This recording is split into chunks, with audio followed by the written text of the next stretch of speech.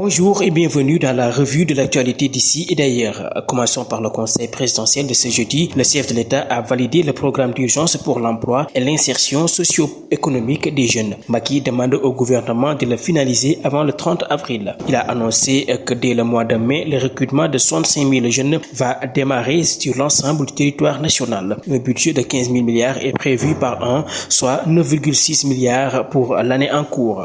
Affaire Boffa Bayotte, les 25 détenus de l'affaire ont mis fin hier à leur diète entamée depuis lundi dernier. Ils ont renoncé à leur grève de la faim suite à une rencontre avec le juge d'instruction en charge du dossier. Un pompier arrêté avec du yamba, le sapeur-pompier Abdoulaye Waligna a été condamné à 3 mois de prison ferme. Élément de la 23e compagnie d'incendie et de secours de Touba, l'homme de 22 ans a été interpellé en possession de 30 cornets de chanvre indien dans son sac à dos. Face au juge, il a reconnu les faits qui lui sont reprochés. Affaire de faux médicaments, les Chinois sous mandat de dépôt lors de leur face-à-face avec le juge du 8e cabinet. Hier, les Chinois arrêtés dans cette affaire ont été tous inculpés et placés sous mandat de dépôt pour les faits d'association de malfaiteurs, exercice illégal d'une profession réglementée, mise en danger de la vie d'autrui et blanchiment de capitaux, alors que leurs avocats parlent de complot pour liquider une société concurrente. Maître El Hadji Diouf, qui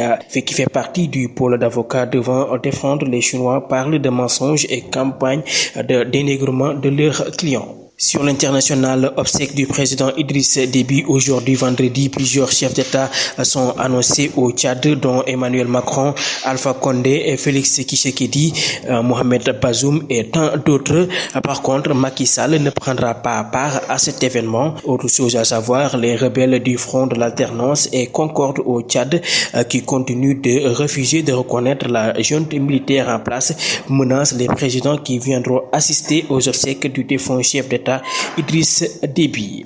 Sport pour terminer sous contrat jusqu'en juin 2021 avec la Juventus Turin, l'attaquant Cristiano Ronaldo aurait bien l'intention de mettre les voiles lors du prochain mercato d'été avec une idée précise derrière la tête, un retour au Manchester United. Parlons lutte au Sénégal, initialement prévu le 26 juin 2021. Le combat à Balla Gaye 2 Bombardier aura finalement lieu samedi 31 juillet 2021. Selon Source A, l'affiche organisée par Gaston Meng reste suspendue à la décision du CNG qui peut valider ou non la date. Et nous terminons avec le retour de Issa Pouye dans l'arène, un combat de relance entre Alioune Seye et Issa Pouye qui vient d'être ficelé par le grand promoteur Gaston Meng qui marque son retour après des années d'absence en concrétisant des affiches et des rêves comme Balla Gaye 2 Bombardier, Lac 2 Eumeu Sène, Boy Niang 2 Lac 2. Balla Gaye est toujours dans le but de sauver l'arène et les jeunes lutteurs qui peinent à décrocher des combats. Il a encore démarché et montré un combat. Pour rappel, les deux lutteurs sont restés longtemps sur les bancs de touche et concèdent plusieurs saisons blanches dans ce duel. Une occasion pour eux de se relancer et de reprendre la course. C'est tout pour l'actualité donc de la revue d'ici et d'ailleurs et bonne suite de programme sur la Teranga TV.